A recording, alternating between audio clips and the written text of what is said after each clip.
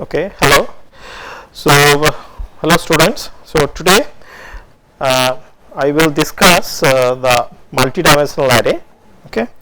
So, before going to the multidimensional array, let me give you a recap of one dimensional array and the static declaration and the dynamic declaration. So, if I declare one array, say int AR, then during the declaration process I have to mention the what is the size of the array, say int AR 100. And on the last class we also discussed that in this kind of declaration the basic problem is that either the program may fail when my requirement is more than 100, or there is a wastage of memory when the number of elements is very much less than this 100. 100 is not much, but say for example if I declare 1000, okay, and actually I am using only 10 element, then there is a huge wastage of memory location. On the other hand, if there is a requirement of more than 1000 elements, then in this program I cannot accommodate. So, to get rid of that one, so what we proposed that instead of declaring this one, let us declare one pointer, say p, okay, and during the program execution dynamically allocate the memory from the heap. And in order to allocate the memory, we discussed four functions: malloc, calloc, realloc and free. Okay. Now, we declare int star p, and also during the execution time, say we got one variable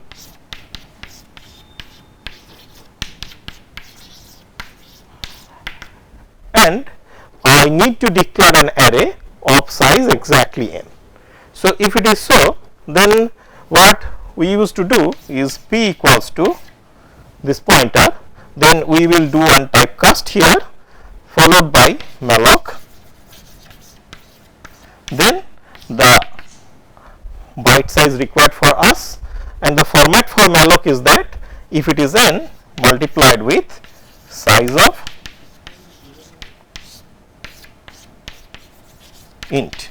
This int actually indicates the array of integers, okay, and then we will do a typecast here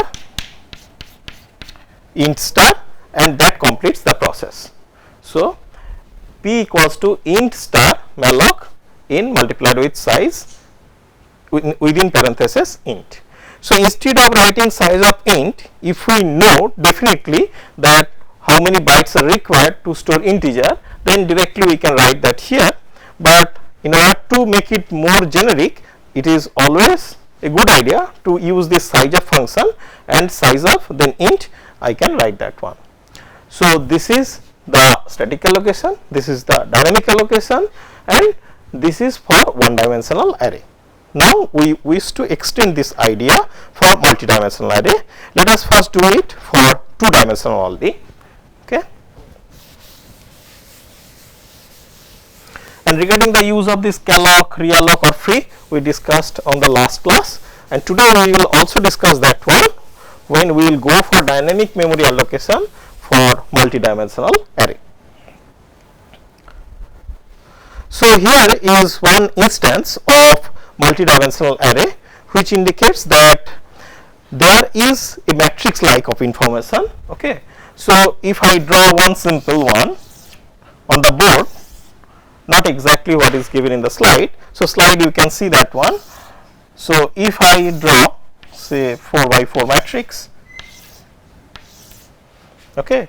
So, this I am calling row, say row 0,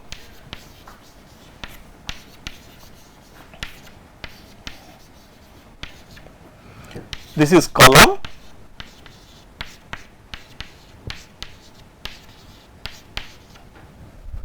okay. Needless to mention that the array will start from 0 and will run up to n minus 1. So, this indicates the size of the matrix is 4 cross 4. It is a square matrix, but it may not be square. Okay. Now, how can I declare this one? So, if I wish to declare that one, then similarly I can declare, if I say the name of this variable say is say mat, let us assume that one, then my declaration will be int mat 4 4. Okay. Or it is not clearly visible, so let me rewrite it. Maybe I can write it here. Okay. So, int mat 4 4. So, what I have done, so if it is one dimensional array, then within square bracket one dimension, if it is two dimensional array, then within square bracket there is another dimension. Okay, very simple thing. Now, we have seen that an array variable can store a list of values. Many applications require to store the table of values. The table contains a total of 20 values, 5 in each row as per the slide. Okay. C allows us to define such tables of items by using two-dimensional arrays as given here and also in the slide. Okay. Now, the declaration, as I suggested, will be something like this. If I can write it for two-dimensional array, then you can understand that if I wish to extend that one beyond 2 dimension, then I can easily add one more dimension here, and then I can write, then it will not be a 2 dimension. So, I can say int another variable. Okay. So, variable name say something like var, and say 4 4 another dimension if you wish to add 3. So, that way I can keep on adding. Okay. So, that is what is the multidimensional array. So, I can keep on adding that one. Now, you understand that there is a jump of concept from one dimensional array to two dimensional array, but after two dimensional array the concept is actually extending. Okay.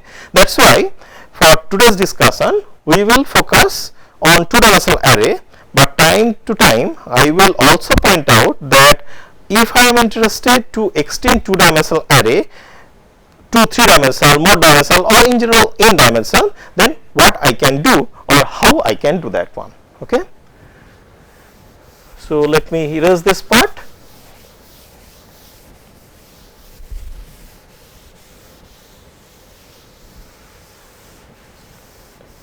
I am leaving this one dimension and two dimensional, and since I am building the concept of two dimensional array, so right now I am focusing on the static declaration, that is mat 4 4, and you can see that this is similar to this one.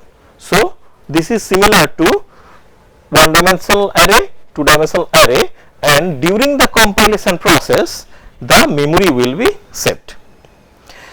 This is fine. Again the problem will come that when I need to declare the matrix or say two dimensional array whose size is not known to me at the beginning, but later as per the requirement of the program I need to declare. Definitely by this time you know that dynamic memory allocation is one option, but there is one more situation which can happen, mostly which is not present in this one dimensional array case, is that availability of the memory space. As I said that when I am dealing with the matrix, or say when I am dealing with the say one dimensional array, so in this case or in this case this is the static allocation, and when it is array then contiguous memory locations are required. If the contiguous memory locations are required, say for this I need something like this. Okay. So, when it is one dimensional array, if it is two dimensional array, then I need something like this. Okay. Now, this is kind of okay. Okay. But for this 2-dimensional array, having a contiguous memory location like this may not be always possible. Specifically, when I am interested to say write mat 1000.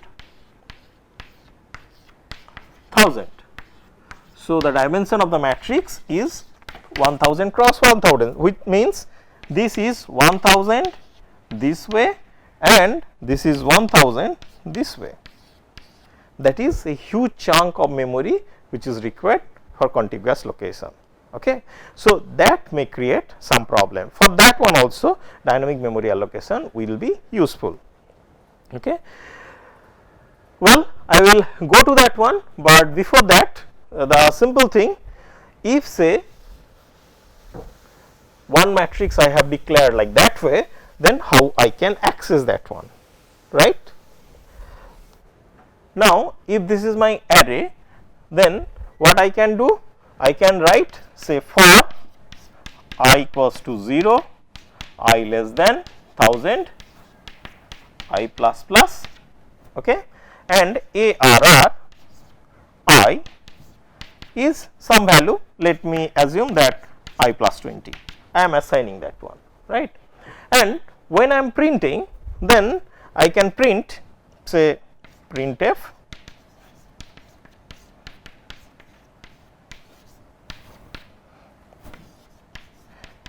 AI, okay.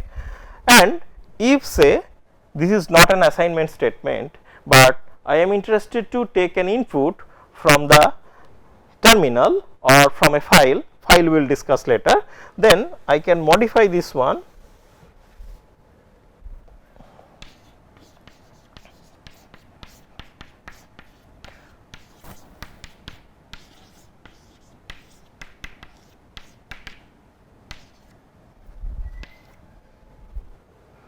okay.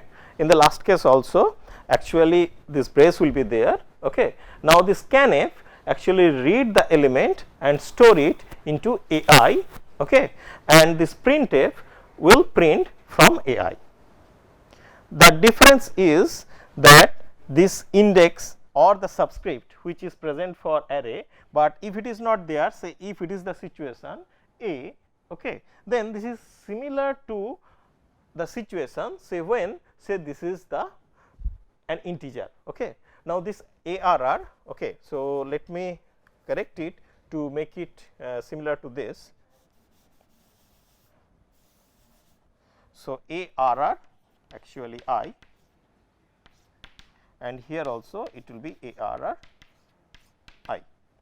So, my point is that if say there exists one variable integer variable ARR, okay, and it is not an array, then I will read using this one ampersand ARR and I will print using ARR. Since there is a subscript or this is an array, so one subscript is added ARR I and here ARR I. Okay. If I extend that one for say matrix situation, either this one or this one. So, if say it is for this one, okay, then what will happen? One more dimension will be added here, and that dimension will be say added here j equals to 0, j less than 1000, j plus plus, okay, and here it will be there was I. Now, let me edit this part and this part also, okay. Now, it will be I j and here it will be j, this matching brace will be closed here, okay. That is it. So, that is the access of 2-dimensional array. Well, I need to change this name mat and this one also to mat, because here I wrote it as mat, the variable name. So, I moved from white color 1-dimensional array to 2-dimensional array. Now, if I say that whenever there is a requirement of extending for 3 dimension, 4 dimension, 5 dimension, then what I can do? I can keep on adding one more dimension here and I can keep on adding one more subscript here, that way, right. So, here I am giving in the slide an example of x m n equals to 0. So, m and m are similar to this I and j subscript. Okay. Then the second one is the matrix multiplication example, where C I j equals to C I j plus matrix A and matrix B multiplication. It is in short form written as C I j plus equals to A I j multiplied with B j k. Okay. And sometimes say what I can write, that instead of this I or j, I can have some expression also here.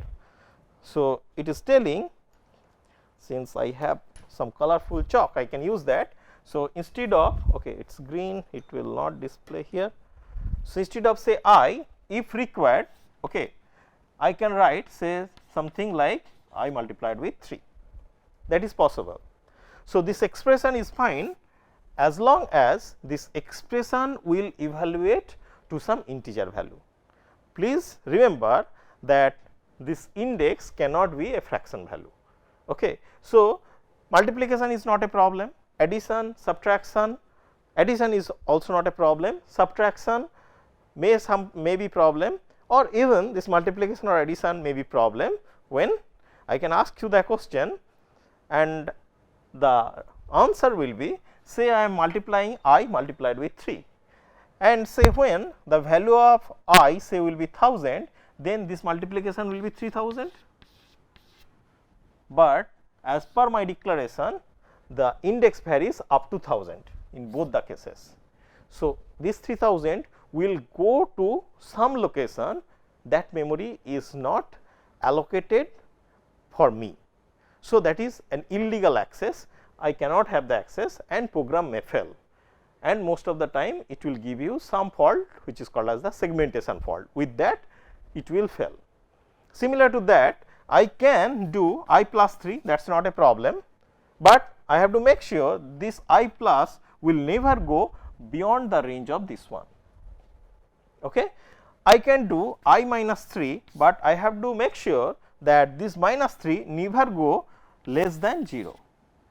So, I have to make sure that one. If it goes beyond 0, means on the negative side of the 0, then that will create a problem, because say minus 1 I do not have access to that one. And finally, if I say do the division and the division will not give me some integer value, then that will also be a problem. Okay. So, if you avoid all those things, then you can safely write it. So, expressions are allowed, but when you are using some expression, you have to remember basically that this expression is actually or the expression should not violate the array declaration. So, this declaration indicates it will vary from 0 to 1000 and it is always an integer. Okay. So, here is the piece of code which indicates that how can you read the matrix. Similar to this one, an example is given where this I and j, instead of that one I am using row, n row, and this I am using n col or n column. Okay. And this ampersand is required to read this data. Okay. And if you are printing, then this ampersand is not required. Okay. And here is the example for printing the 2-dimensional array. Okay. So, where Aij is shown that it is being printed, and that way I can access the 2-dimensional array. Okay. Now, let me erase this part because it has become very congested here.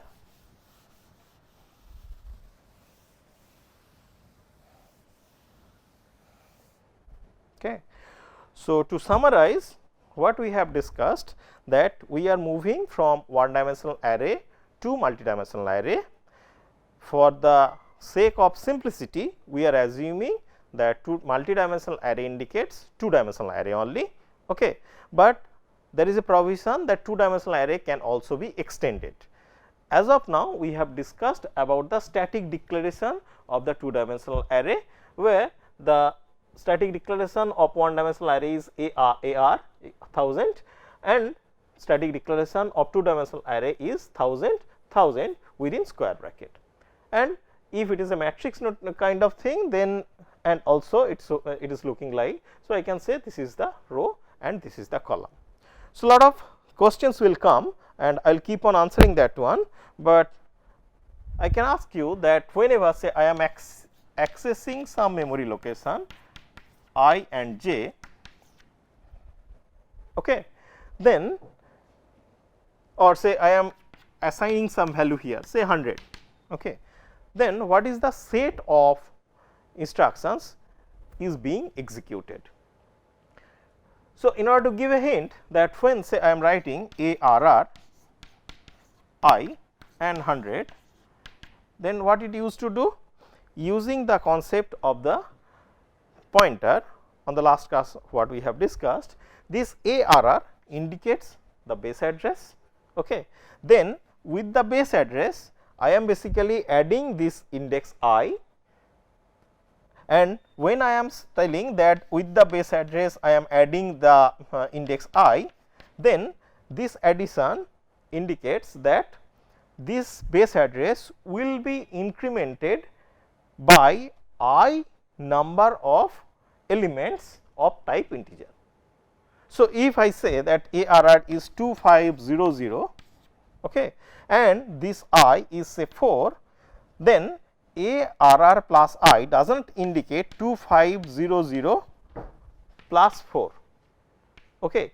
This is wrong, this is not correct, but it indicates that 2500 plus 4, this I is 4, okay, this I is 4 multiplied with size of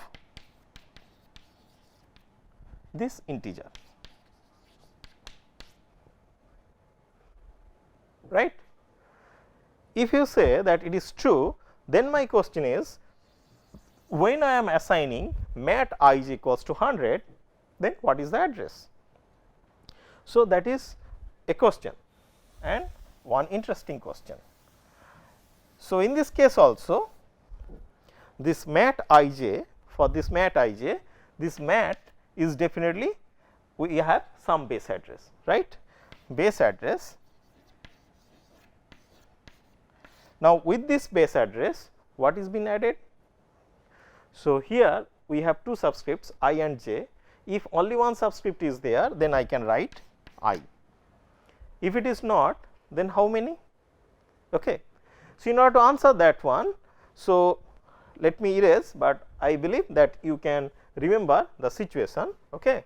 So, we are basically trying to access ijth element, and when I say ijth, so ith row and jth column. Okay. So, let us assume the existence of one matrix again in the matrix format. Okay. Say 1, 2, 3, 4, 5, 6, 7, 8, 9. Now, this is 0th row, first row, second row, this is 0th column, first column, second column. If I wish to access one element, say this is my mat, small mat, and if I wish to access mat followed by ij, now I am assuming this I equals to 0 and say j equals to 2. So, I equals to 0 means this one row and j equals to 2 means this one. So, I am accessing this one,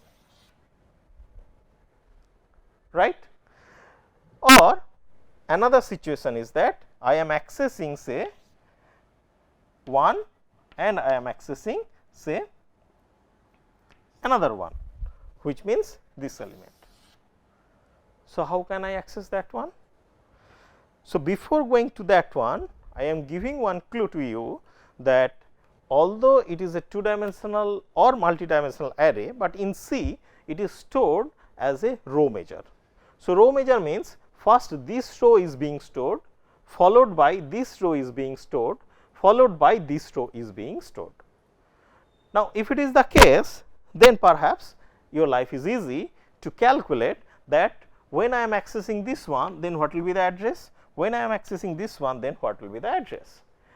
So, what I am telling that it will be stored as 1, 2, 3, 4, 5, 6, 7, 8, 9.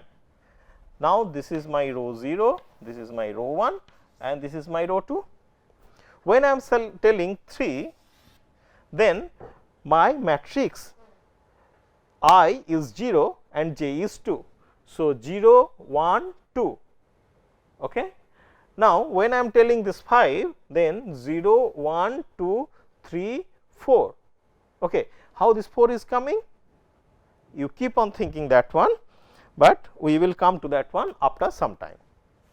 But this is an interesting one to discuss, that how the elements are stored so that access is also dependent accordingly. Okay. Next, here is an example of matrix addition. So, if I in class, then probably I can ask you to write a program for matrix addition, because I believe all of you know how to add two matrices. So, if I say that C equals to A plus B, where basically A, B and C all are 3 matrices, then you know that element wise I have to add them and the result will be stored here. Element wise means say A I j, B I j, that will be added in order to get C I j. Okay. And since dimension is 2, so it will loop for 2 nested for loop, say for 1 for I, nested for another for j. Okay. The same thing is done here. Instead of this I and j, I have used P and Q. So, initially the data is read from the terminal for matrix A, that is small a and small b. Okay. And after that one I am generating the C, where the variables are P and Q. So, 2 loops I have used, nested one, because I have 2 different dimensions I and j. Okay. And accordingly the result is very simple. Now, here is another interesting thing, what you can give a pause to this video lecture and then try by yourself, that how to print 3 matrices side by side. Those are given here. So, that is an interesting one. Okay. So, if you have done that one, then you can mail that to me. I am not giving you the solution, because you can consider that do it now problem. Okay. So, these 3 matrices are given. So, you have to write them as per their format. In order to do that one, you can assume the existence of the 3 matrices. Okay. And existence means that I am not asking you to read it from the terminal, rather you can initialize that one. How you can initialize that? Shortly I will come to that one. Okay. Now, passing 2-dimensional arrays to the function. So, it is also similar to passing 1-dimensional array. So, what we used to do in order to pass the 1-dimensional array? Again, as of now I am discussing the situation when basically the matrix is declared statically, means this is the declaration. I am not yet on this pointer. Okay. So, if it is static in case of array, then how can I pass? When I am say calling, okay, say I am call function f, then if there is a variable arr, then I am writing this. Along with that there may be a number of other parameters I am interested to pass, and when so I am receiving in the function, then call f, and for this one what I can do, that int arr, that I can mention, along with other parameters which can be. Now, I can keep this blank or I can write 1000 also here. This is the way I can pass. Okay. Now, for calculating the address of an element in a 2D array, we need the starting address of the array in the memory. What is the starting address? Okay. Number of bytes per element and the number of columns in the array. In this case, those are not required. In this case, only one dimensional array is required. So, what I can do that I can mention that this is an array, and in another parameter or in some other way I can pass the information that how many elements are there in the array, right. But in case of multidimensional array, when the number of dimensions are more than 1, then basically you cannot write it. So, this you can write say mat 1000, but what you cannot do that you cannot keep both of them blank. This is not allowed. Okay. Any idea that why it is not allowed? So, here there is no scope of interaction. So, that is why I am telling you that basically if I pass this way, then you go back to the situation when I said that it is stored in row measure. So, 1, 2, 3, 4, 5, 6, 7, 8, 9, right. So, this is my row 0, row 1, row 2, and inside this one column 0, column 1, column 2, column 0, column 1, column 2, column 0, column 1, column 2, like that way I am moving. Now, if I say that I j and some name of the variable will be there, if I can assume that mat also, okay, mat, then the element I j will be decided based upon how many rows are ahead of this and then what is the column. Okay. Now, if I keep both of them as blank, then it will be difficult to infer that which one is basically what is the size of this row, what is the size of this column, that information is missing. If both the information is missing, then it will be difficult to calculate that what will be the I and j. Okay. I am not answering right now. So, I am expecting that you can able to sort it out at the end of this class, because at the end I also have an equation that how to calculate that one, and based upon that one I will suggest you something. Okay. I believe after that you can able to answer by yourself. The above 3 pieces of information must be known to the function. Okay. The actual mechanism is that when an array is passed to a function, the values of the array elements are not passed to the function. The array name is interpreted as the address of the first array element. The formal arguments therefore becomes a pointer. Okay. So, the pointer we discussed, but in that context or in this context, when I am telling in this context, pointer indicates that okay, so this is a pointer and this pointer will be assigned to some array using dynamic memory allocation. So, the same pointer concept I am using, and in that case or in this case basically when I am say passing to the function, then the pointer indicates the base address as a pointer I am passing to that one. And when an array element is accessed inside the function, the array element is calculated based upon the base address. So, basically I am not copying the whole array to that function, rather I am passing the base address and the information of the array one dimensional or multidimensional, and based upon that one when I am accessing the memory, I am actually accessing the memory which is there from the called function, not in the function where it is being passed. And that is the reason why if there is a change I made here, then that change will also reflect here. Okay.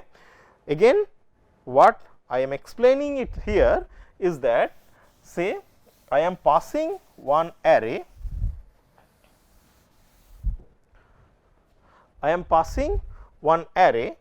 from this function to this function, and actually the array content will not be copied. If I am passing only one variable, say integer a, then the value will be copied there, but if it is array, one dimensional, two dimensional or multidimensional, then instead of the complete array, the value will not be copied here, rather the base address of this one will be passed as a pointer, and this pointer will indicate the memory location, which is actually here also. So, all the changes made here will be reflected here also. So, that is the idea. Okay.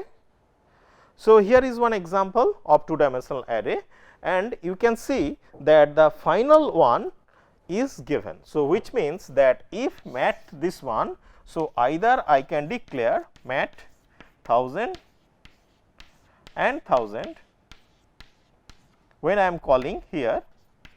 So, in this parameter list, either I can write it or I can write mat and this 1000.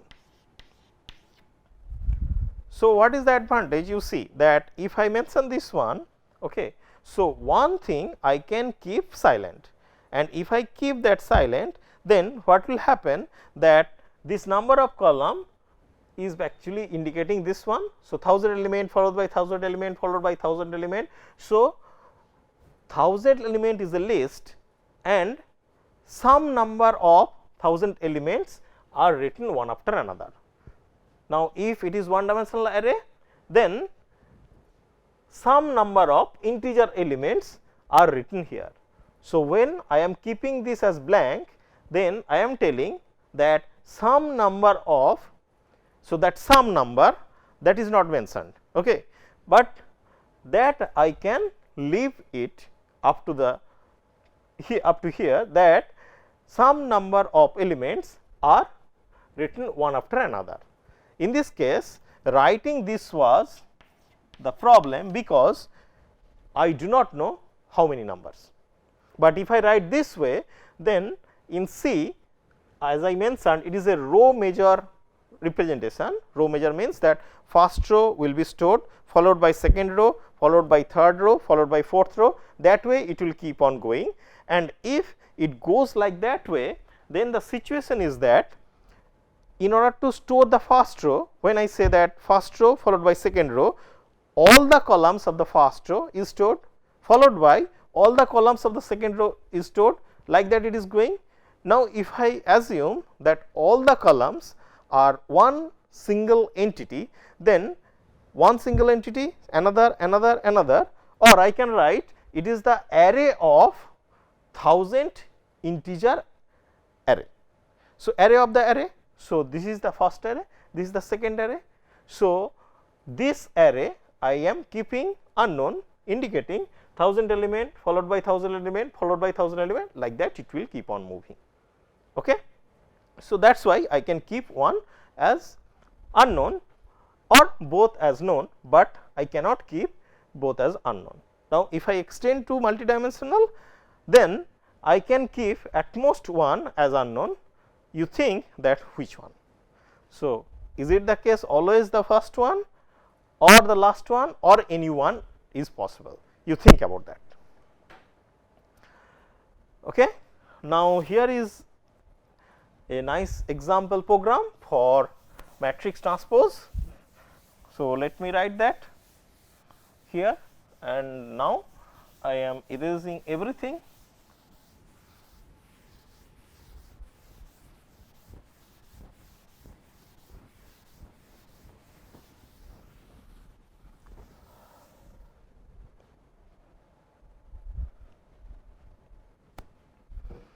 Let us assume the existence of one matrix, and that matrix you can consider that is taken to some function. Okay. The function is transpose. So, I am just writing the body, the rest of the part is available in your program. If I assume that my local variable is say p q, okay, and if I assume also that P and Q varies from say 1 to 10, okay. But or say in general case say for P equals to 0, P less than n, P plus plus. Then for nested for loop for matrix operation, okay, Q equals to 0, Q less than n, Q plus plus. Okay. Next, matrix transpose. So, I j will be at the j I. Okay. So, I am storing one temporary variable in some temporary variable, say t, mat I j, then mat I j equals to mat j I, like swapping, okay. Then mat j I equals to a, end of this one, end of this one. Basically, I am assume the existence of one matrix whose dimension is n cross n, square matrix, okay. And then using this program I wish to create one transpose, okay. If I extend this one, so 1, 2, 3, 4, 5, 6, 7, 8, 9, 3 cross 3 matrix, it is a square matrix. Now, if I do the transpose, then what will happen? You see that mat I j, so it will be stored in T, and then in mat I j, j I will be written. So, this will come, or in the color, this will come here, okay. Next, this will come here, okay. Next, for this and this diagonal element, there is no change, okay. So, because P and Q will be same, and after this one, what will happen? You see that this will go here, this will go here, this will go here, and this will come here. So, this is a program, you see that it is very interesting. So, what will happen in this program? If I wish to transpose, then basically there will be no transpose. After the execution, the matrix will be same.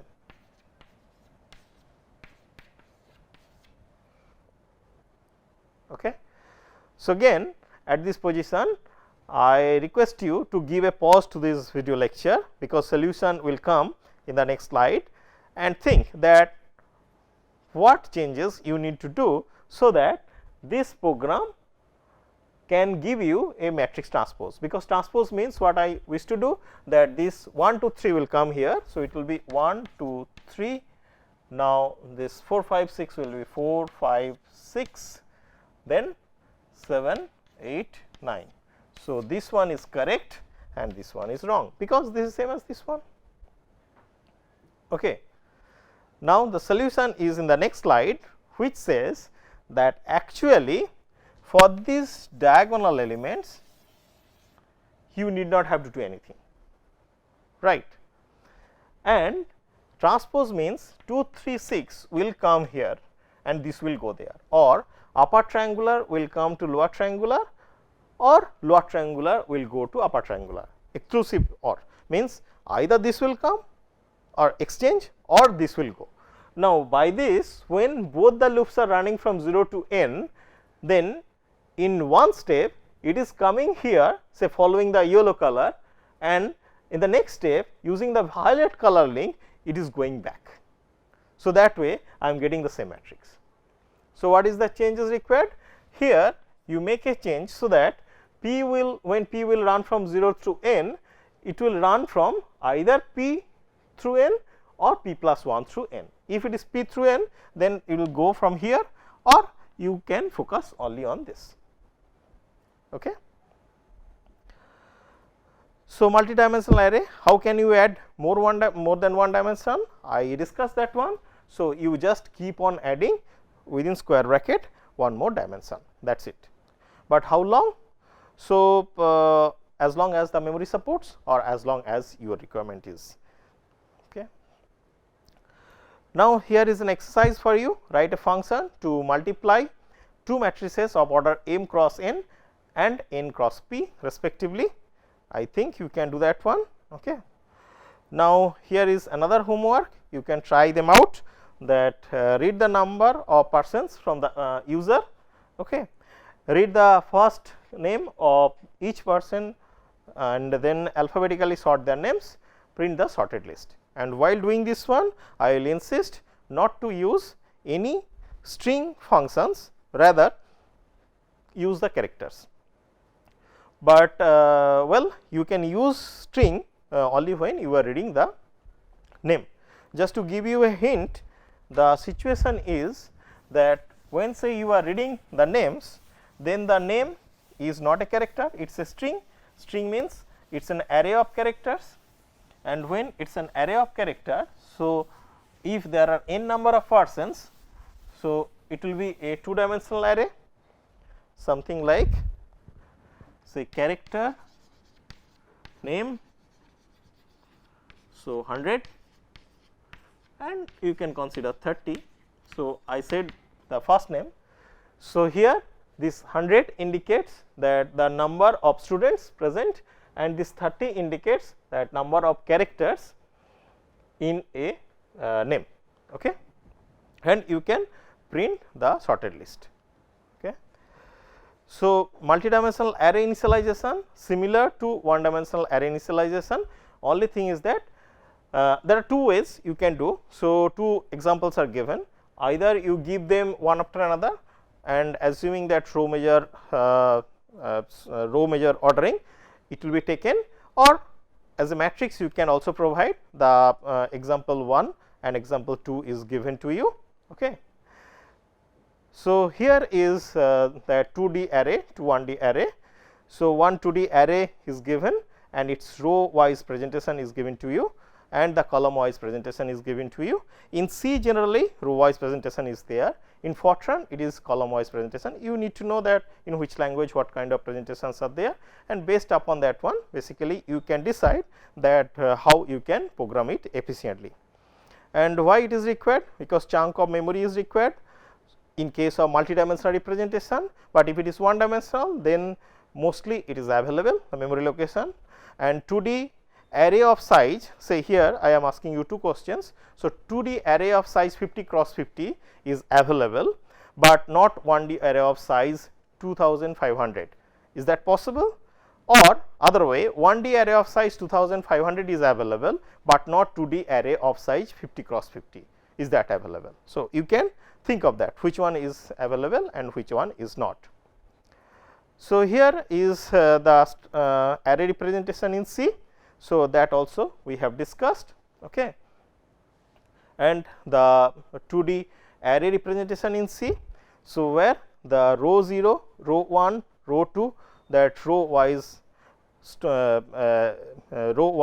storage is there. Okay. Now, if I assume x is the starting address of the array in memory and C is the number of columns and k is the number of bytes allocated per array element, then Aij is written like this. So, Aij